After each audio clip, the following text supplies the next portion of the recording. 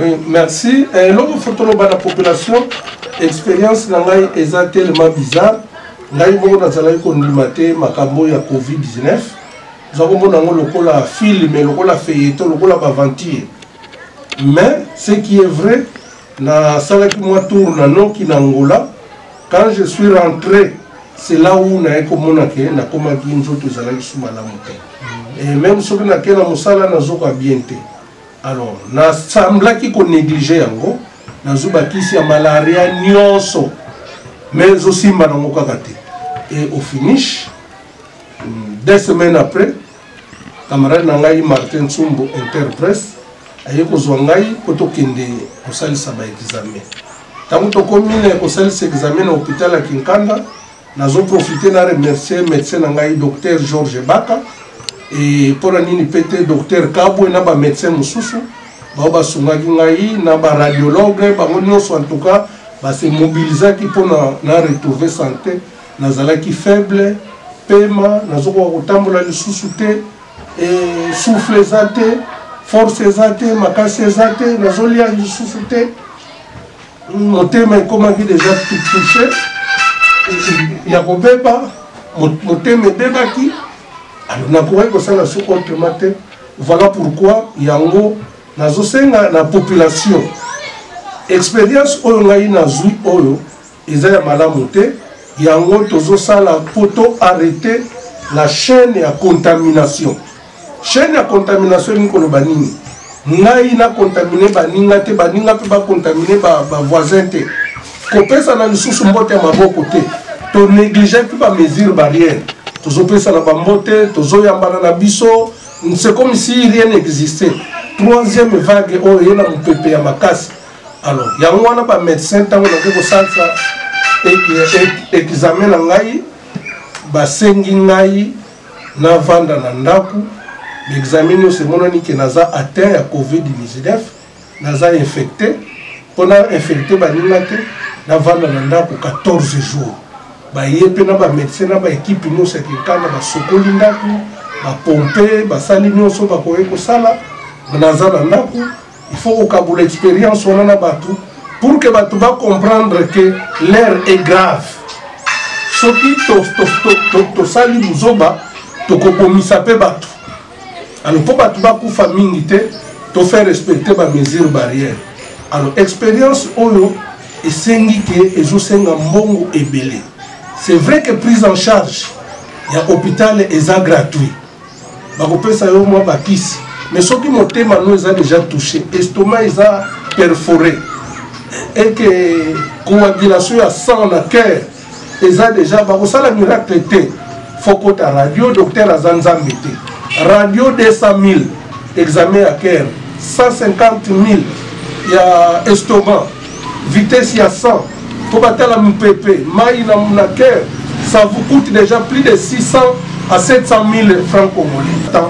Voilà pourquoi l'expérience, ça vaut de la peine de comprendre que l'air est grave. L'air est grave. Na Kinshasa, baza déjà saturé. Tout l'année, na France Inter, le docteur Mouyembe a dit que maman est moins saturé, na ba morgue, ba morgue tondi. Place à boutia ba corps exact. Biso na Congo central, est-ce que tu l'ingi pas expérience wana, tu l'oublie plus jamais.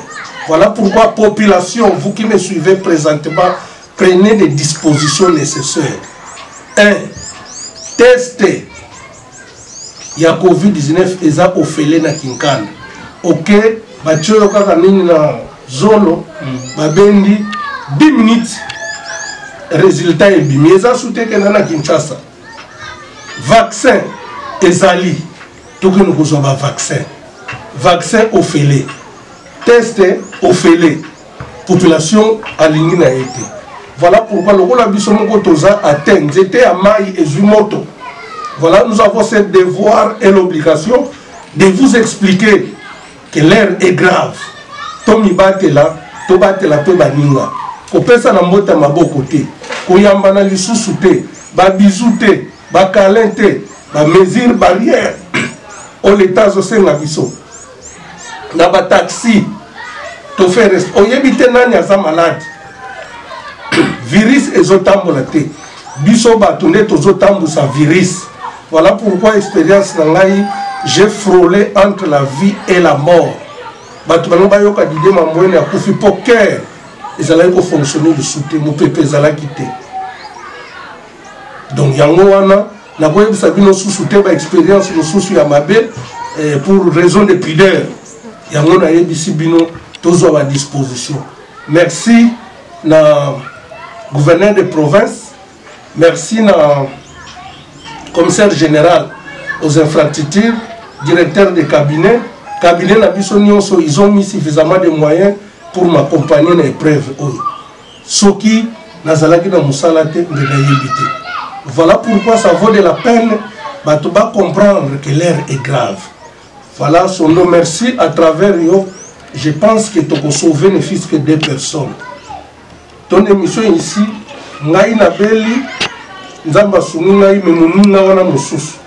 Bole na pena kinkanda, bota la statistique, boko comprendre que batu ti tozolia tozomela virus ezotambola na ville ya Matadi et la province à Congo central. Eza computé, je vous ai fait voir résultat il y a hôpital. C'est ça, le résultat est là. C'est pas du théâtre, c'est pas de fiction, c'est pas du baise ou la pub. Mais nous devons arrêter la chaîne à contamination. Chaîne à contamination. En faisant ça, je suis en train de sauver des milliers de vies humaines. Dans un leader d'opinion.